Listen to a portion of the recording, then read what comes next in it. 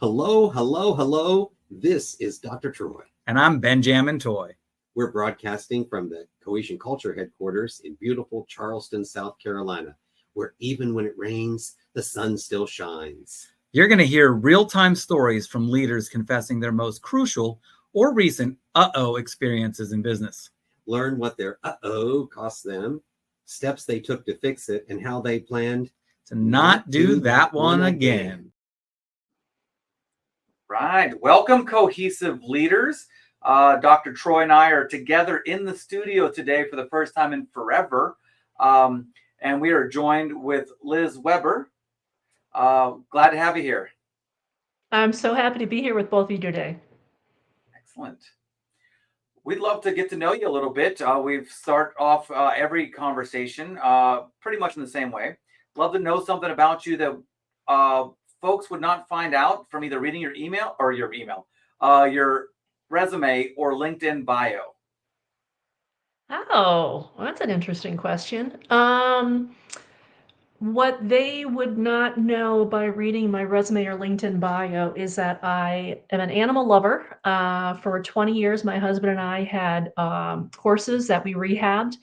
And so anytime that I am around horses, those listeners of yours who get it will understand that I love the smell of horses and I love being around them and I love listening to them eat and they make me happy. So that's a little nuance. And Ben, you have a little background with horses. And that will be mine. I was raised in a barn and my mother was riding at 9 months pregnant with me. There you go. And so living in downtown Charleston, we have some carriage rides and that smells like home. When they've had a radiator leak, that reminds me of home somehow, which is a weird scent to be attached to. Yes. Ode to horse is not my idea of a cologne or a smell. I would just say that. So, well, let me clarify. We're not talking about manure. We're talking about the horse. There's a difference. There's a difference. All right, now we got that clear. So yeah, it's good that we can make that connection before content. So absolutely. Really, so one of the things that we like to also do is to give you an opportunity to talk about yourself, but in a different way. What we want to know is who you are as a person, not who you are as a role. And we'll get to the roles later. So what we would ask you to think about is what would be words that people would use to describe you when you left the room? Now, hopefully they're going to say these to you when you're in the room, but what are some characteristics about you that you think people, or better yet, even if you don't think they would say them, what would you want them to say? What would those be? What I would say is candid, trusted, respected, no nonsense, likable, funny, tall.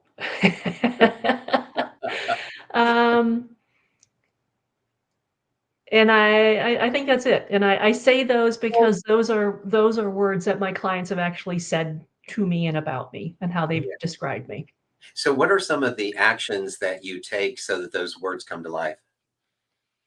Well, tall can't help it. That's who I am. And I think, your question's a really good question because I just had this conversation with a prospective client last week. And when I work with my clients, before we start and before we even sign a contract, I make it abundantly clear to them that their company is my client, not the individual.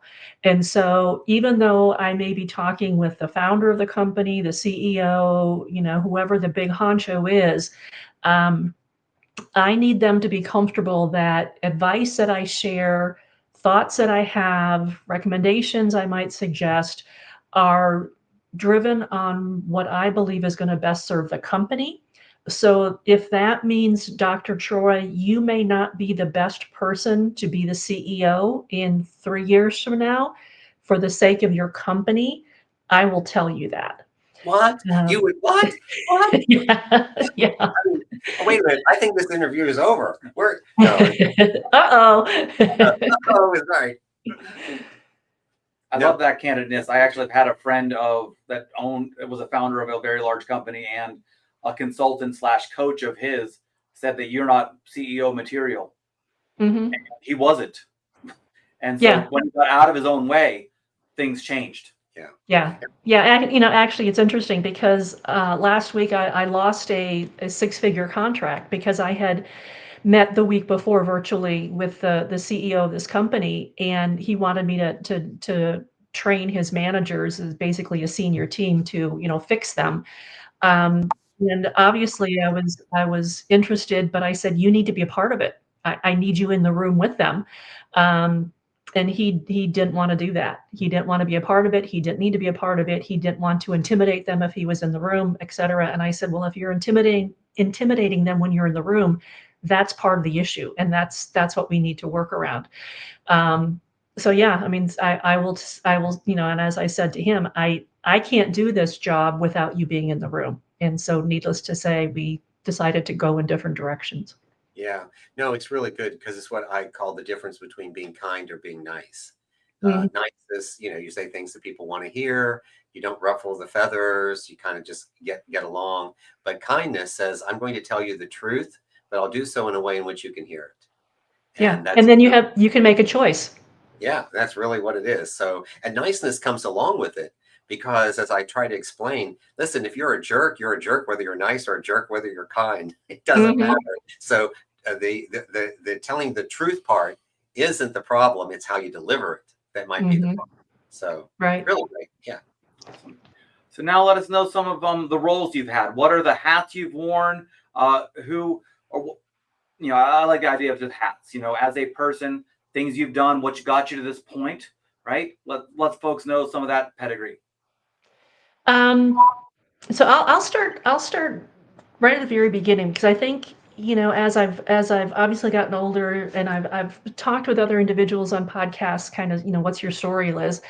Who we are and where we came from is really driving us going forward. And I was always and have always been fortunate for the childhood I had. I'm the youngest of 13 children, and I grew up in a family where my dad started his own business. He had a sixth grade education, self-made, not wealthy by any means, but we were his workforce, and learning how to navigate not only the personalities, but when we would be working on construction projects.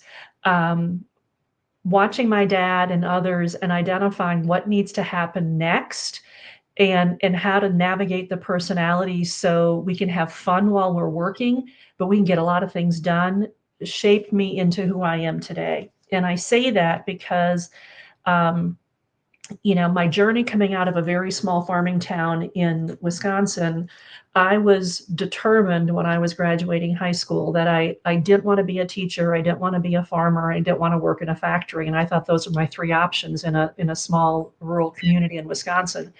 So I got my degree in international business. But I was in a catch-22 because I couldn't get a job in international business because I had no experience, but I couldn't get experience unless I got a job in international business. And so I was in this quandary. And so I took a internship with the U.S. Department of State in Washington, D.C. And that was such a fortuitous landing because I was an intern in the State Department version of the military commissary system, which at the time, for the two of you or for any of your listeners that are in government, you'll completely understand. It had 1.5 employees and it needed to dramatically increase. And so I interned for the duration that I was there, and then I converted to a contractor. And in that position, um, really started learning what it's like to work with consultants, what it's like to work in an international community, in a global stage, and in a very unique situation that's quasi business, quasi government. So got exposure to both of those realms. Stayed in that organization with that organization for almost 10 years. And then always knew I had wanted to do my own thing, but didn't know what it was until I attended one of those like Skillcraft or Fred Pryor seminars. And I was sitting in that conference room and I was going, oh my gosh, I could do this because I was teaching as an adjunct, and I had taught a couple different classes as an adjunct. And so through different circumstances, I started my own company as a training company. So I was training on every supervisory and leadership topic from time and stress management to project management. And then probably about 15, 18 years ago, really got focused on clarifying which level of leaders I best resonate with and I have the most impact with. And that was with the senior team and the executive team and the ownership team, and really started getting involved more intently on strategic planning, succession planning, working with boards so that we can identify strategy, shape strategy, and then really support them in the implementation, but then develop them as leaders to implement the plans that they're creating. And so that kind of takes shape in advisory roles, executive coaching, some training. But that's really where I've been for the past probably 15 to 18 years. And I love what I do. I'm very fortunate. I've got really, really good clients. Yeah, so it's really great that you shared that context because it creates a foundation for the conversation we're going to lead into. And now that is getting to the lead question that we have is, what is the uh-oh experience that you would like to share with our listeners today? And again, this uh-oh experience is something that's personal to you. It could be something that reflected back on the business, but we're not looking for a business uh-oh. We're looking for a personal uh-oh. So what is it that you are going to share with us today? Well, I'll share a scenario, a situation that happened when I was a contractor with the State Department, and I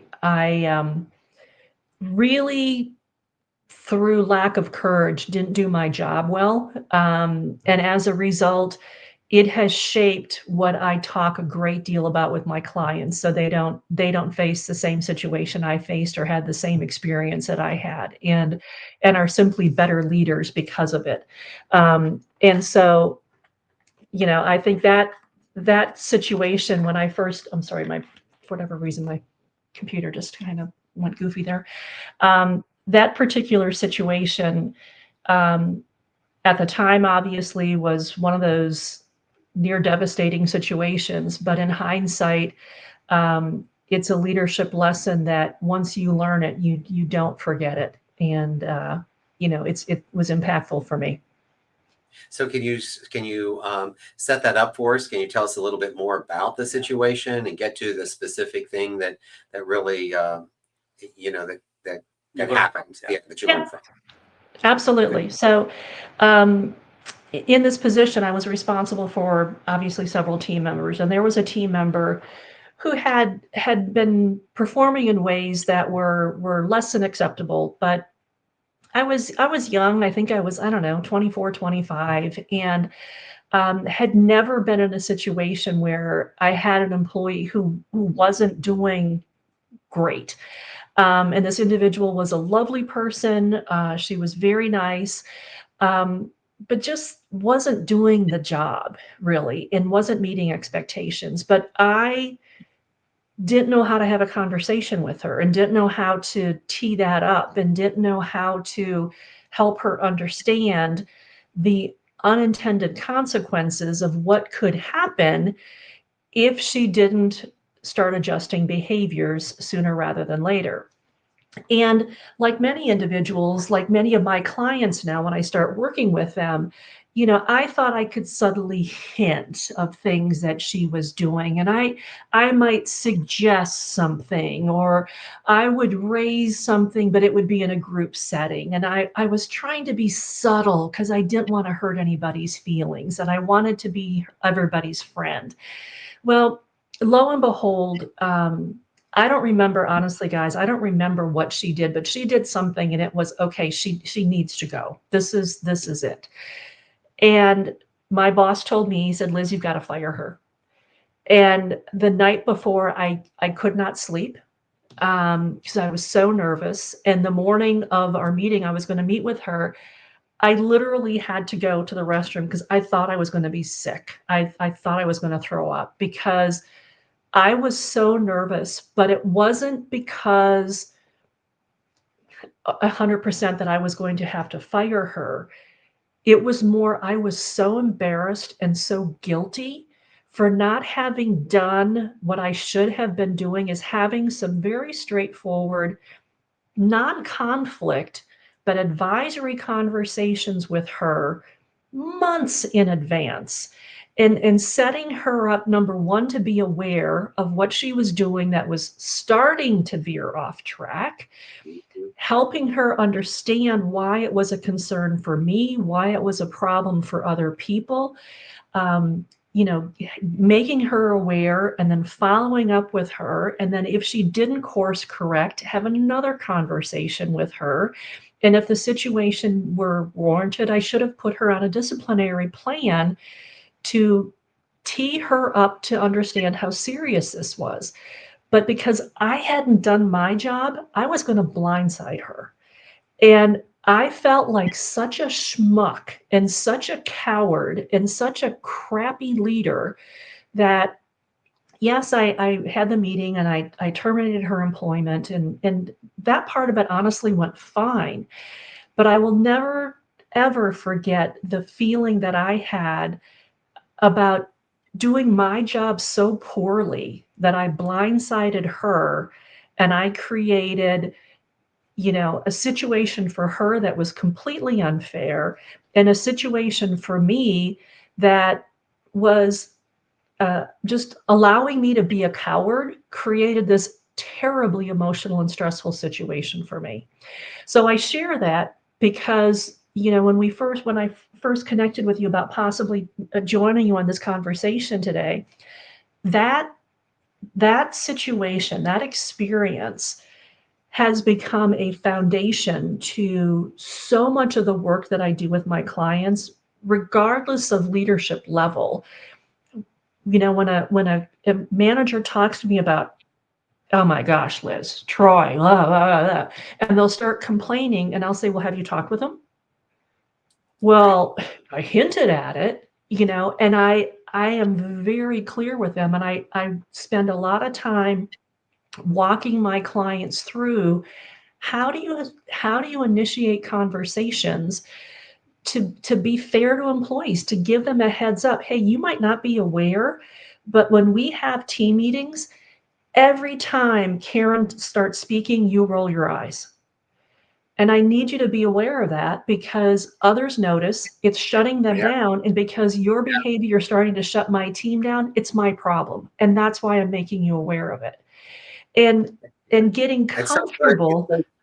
so good for you to talk about that being straightforward, and dealing with a particular issue. The C is in coaching, not in counseling. The T is in training, not in terminating. Everyone deserves a first chance to do it. And I think that, you know, some of what you have also said before about some of those characteristics for yourself is likability is overrated in a leadership role sometimes, and that, or the focus of likability is what's overrated because we put it into the wrong area. And it's not that whether we should fear or whether we should want to be liked or not liked, it's whether we should be fair or not fair. So I like to think that instead of us talking about likability, we should be talking about fairability. Like, are we being fair? And certainly giving people straightforward communication is so much better than if not. And look at all the anguish that you went through, which is probably 10 times more than if you had just handled some of those difficult conversations along the way and do that. I am curious, how often did this person come to you and ask for feedback? Oh gosh, I don't remember. It was so long ago, but I don't think that was part of the conversation. Okay, it's I good really don't remember. because part of what we want these emerging leaders and driving leaders who are listening to understand is that they may have a supervisor like you who was like, it wasn't purposeful that you didn't tell her directly. It's just that it's just the series of some circumstances that occurred that way. That wasn't your intention. So for individuals who are not sure that they're getting straightforward communication from their leaders, ask. So Hmm. we want to make sure that people know that feedback is really a two-way street. And when you say that feedback is a gift, I believe in that. I believe that feedback is a gift unless it's delivered with a sword. And it shouldn't be once a year. It shouldn't be a gift that comes once a year in a review. It should be as real time as things are happening. I mean, it's got to be consistent with you're doing well or you're doing poorly. And as a leader, you should be checking in on that. And we do cohesion affirmations with that. But as the person needing it, and luckily, the majority of the workforce now is 34% is 25 to 35 or 35 to 40. They actually desire more feedback than any other generation prior. So they'd be more open to it than ever before. Yeah. So, all right. So you talked a little bit about what it cost you in regards to, like your sleeplessness, not feeling well, and doing that. Let's recap what you are now doing. You talk about your consulting business and helping leaders. So when you have an individual so we want to do this from two perspectives. The individuals who are listening either are emerging leaders, meaning that they don't have people reporting to them, or they want to transition to driving leaders, meaning that they have people reporting to them. So we got two potential people listening. So let's deal first. Let's talk to the person who isn't getting feedback. What are some of the things that you would say to them if they have a boss who's not giving them feedback and trying to create subtlety? Which, by the way, men don't like subtlety. Yeah, so that we know that. Oh, and the other thing I want to tell you too, when it comes to surprises, there's only two ways that people like surprises. It has to involve a cake or a ring. So to your question, and I think your suggestion to your emerging leaders is great. It's what feedback do you have for me? But I would ensure that the way it's asked is more specific. It's given the job, that I'm going to use Liz terminology because I use this all the time. Given the job I'm being paid to do for the position I was hired to fill, what feedback do you have for me so that my current position responsibilities, I'm fulfilling them 100% independently and competently? And then what feedback do you have for me to help me grow and take this position further? And the reason I say that, again, I spend so much time with my clients talking with them. And by the way, when I'm done speaking to the two of you, I'm going to reach out to one of my clients who's an executive director. It's been around for almost 40 years. And I'm going to have a conversation with him because he wants to be a nice guy.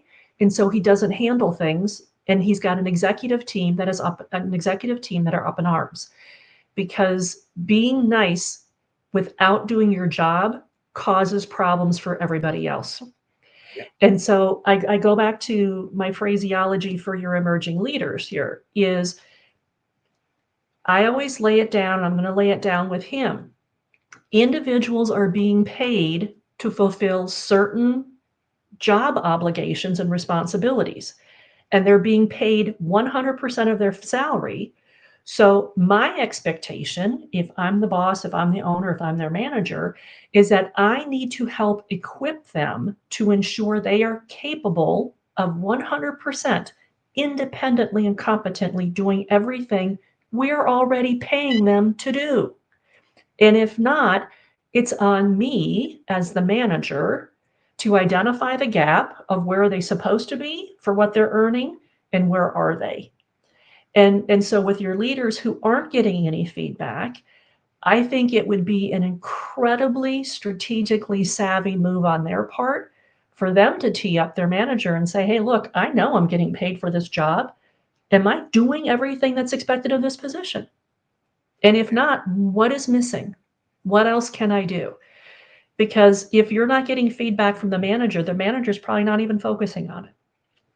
Right. And what I really loved about that, and Ben, you can, I don't want to just take over the whole thing, but I really feel that you handled something, because we talk about grow, develop, and advance. So it's the opportunity. Am I doing the role that I'm doing, and how well am I doing it? And then what is for the future for me?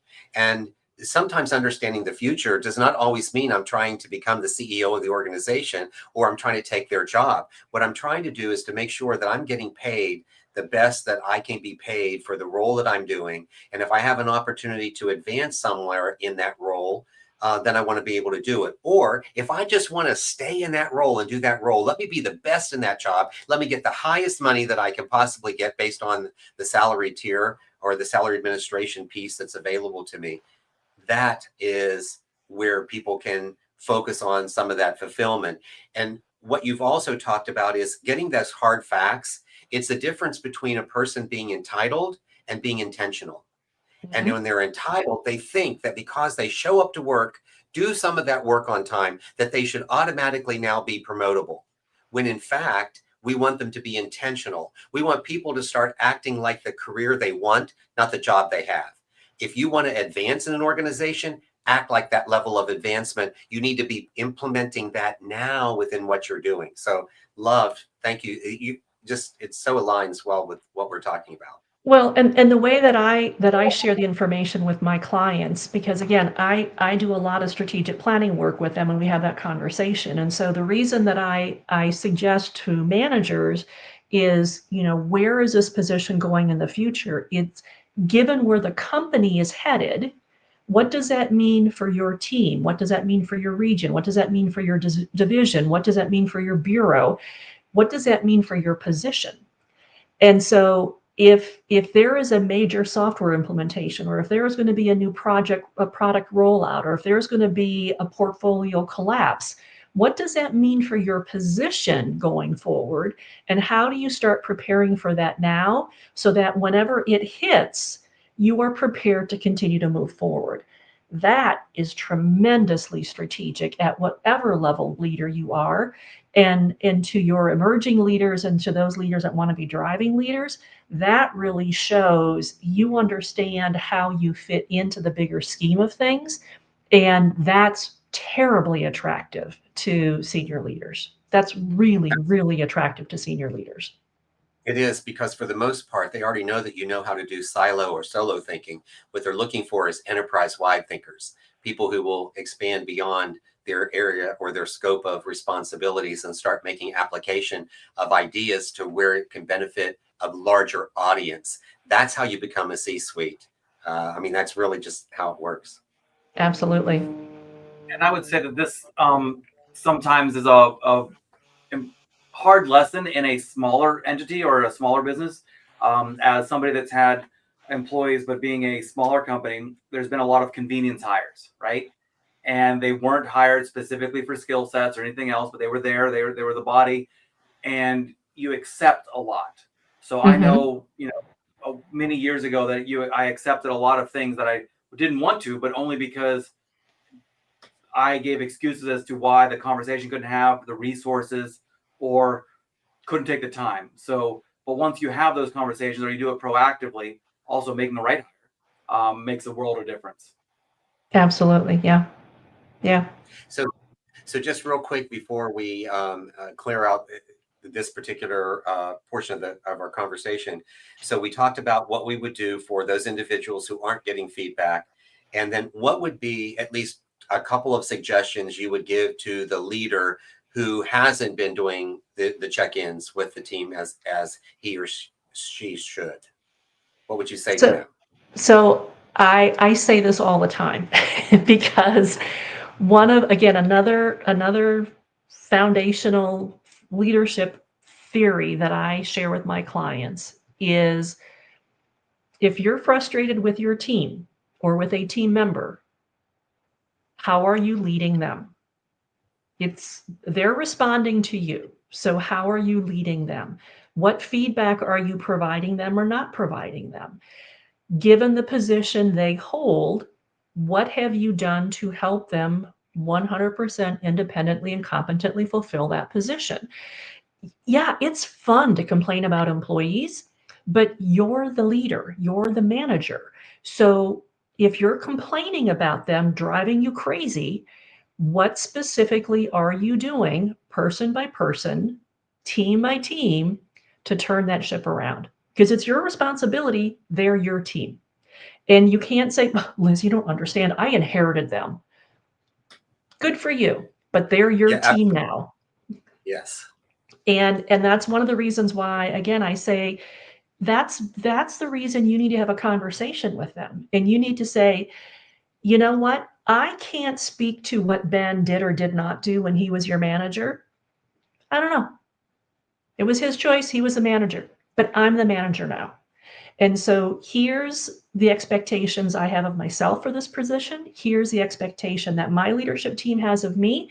And so let's talk about the expectations that we have of one another as a team going forward, because this is our team now and I'm the leader now. And you can reset and be prepared. Well, Ben never did it that way. It's going to happen for a long time. And you just say, I can't speak to what he did or didn't do, but I'm the leader now. And that is really great advice. And it also works in the same regard when it comes to, for the individual. What you don't want is that person not being open to new ideas and new suggestions. And you don't want folks to play the blame game or to have this distraction. Well, they'll say, well, but I see that Timmy or Sally or Susie does this. And I've often had to say in my conversations with people, oh, I can appreciate that that may happen, but we're not talking to Susie and Timmy right now. We're talking to you. So we're focused on you and what this conversation means to you. And then I can deal with the other things later. So it's, yeah, but so great advice. Really appreciate it. So yeah, and I'll just share this also, because I don't know how much of your listenership are government or public sector. But I have a number of clients that are public sector, and it was like initially, but Liz, you don't understand, we're government. And it's like, well, actually I do, because I kind of worked with government, in government, and I work with government all the time. I don't care if your employees are union or not. I don't care if they work in government. You're still being paid to do a job, and you still can't come to work and be a jerk. And you still have to be the manager. You still have to be the leader. And it's like, but you don't understand. We can't get rid of people. Yes, you can. You just have to be willing to do the work. And you just have to understand it's going to take longer, but you can still have expectations. You can still, course correct with employees. You can still provide feedback. You just have to be much more clear and do your job as the leader. Yeah. What a masterclass on leadership So today. good. I mean, really, oh my gosh, so good. Just lapping up like if I were a cat and this would be milk, I'd be lapping it up, So I know you did some prep work for us today before coming to the episode. What was a question you thought Ben and I would ask that we didn't? I think the question would be, what are the biggest challenges for leaders today? And what do you think that is? What are the biggest challenges for leaders today? The biggest challenge for my clients today is it is an accelerated and an amplified version of a challenge they've had for the last 30 years I've been working with them. And what it is it's simply this. They are desperate for qualified talent. Absolutely, they're willing to train, but really desperate for qualified talent that can come in and have 65 to 70% of what the job needs when they walk through the door. And that's really hard to find. They are desperate for leadership depth. The last 5 years have been basically tidal wave after tidal wave of exits of historical memory and understanding of consequences for actions that the new leaders just don't know the history and the if-then scenarios. And so for many of my clients that I have been very fortunate to have long-term retainer agreements, I'm the sage that's like, whoa, wait, let me explain. Before you do this, I want you to understand the history so that you have ability to make a decision that's a little bit more rounded in understanding than just what a knee-jerk reaction could be. So there's a real loss of historical knowledge and leadership skills. And so a lot of current leaders are just struggling to try to keep their heads above water. And the third aspect of it is with things changing on a national level, an economic level, regulatory, it is very hard for many of my clients to plan even a year in advance. They can eyeball it, and we still do strategic planning, and we still eyeball it, but thank goodness we do those quarterly check-ins, because we are shifting and reshaping priorities on a quarterly basis, which had not happened before the last couple of years. Yeah, and we're seeing really the same thing on our end. It's that retaining the talent, that top knowledge, helping to make sure that organizational intelligence does not walk out the door, and to create that bench strength so that as the organization evolves, and then and they need new positions of leadership, that they have individuals who are trained and ready to be in that. And Mhm. some of what they also experience in that is, again, the conversation of entitlement versus intentionality. They Mhm. feel people have a lower expectation today of what it takes to become this leader, to become an opportunity to advance. And not that it has to work 40 years in a company before you get somewhere, but you do have to create a certain level of acumen. You have to have certain competencies and skills that you want to build. And that's why we built the Becoming a Cohesive Leader program. That's why we're doing this Cohesive Leader podcast. We want people to know that, it doesn't always work perfectly to start with, but it's not about the pursuit of perfection. It's about the pursuit of performance. And Mhm. there are some very reasonable things that people can do to be successful without it having been handed to them, or without them feeling that somebody should provide it to them, that you can really work for it and actually achieve some level of greatness, from that. So Mhm. thank you so much for being on the show with us. Let's remind folks how they can get in touch with you if they'd like to connect. Sure. So the two ways I recommend, I am most active on LinkedIn, and my handle on LinkedIn is Liz Weber CMC, and Weber has one B. And the other way they can reach out to me is on my website, which is wbsllc.com. Okay, great. Thank you so much for that. And as we close out all of our Cohesion Culture programs, we do so with this simple mantra: you don't have to know everything. You just need to be teachable.